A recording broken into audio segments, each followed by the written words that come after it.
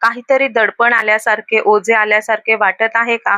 तर नक्कीच तुमच्या घरामध्ये काही ना काहीतरी वाईट बाधा ही आहे. तर अशा वेळी आपल्याला काय करायचे आहे? तर जानेवारी महिना म्हणजेच इंग्लिश महिन्याप्रमाणे नवीन वर्षाची सुरुवात होत आहे. त्याच अगोदर आपल्या मार्गशीर्ष महिन्यामध्ये सोमवती अमावस्या असते. त्या अमावस्येच्या दिवशी तुम्हाला एका लाल कापडामध्ये एक सुपारी घ्यायची आहे.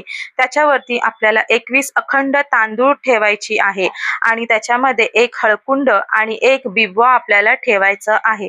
आणि ही पोटली तयार करून आपल्याला ह्याच्यावर 11 वेळा काळ भैरवाष्टक पठण करायचे आहे आणि ती पोटली आपल्याला आपल्या घराच्या आतल्या प्रवेशद्वारावर म्हणजे घराच्या आतल्या साईडला आपल्याला दरवाजाच्या वरती बांधून ठेवायची आहे.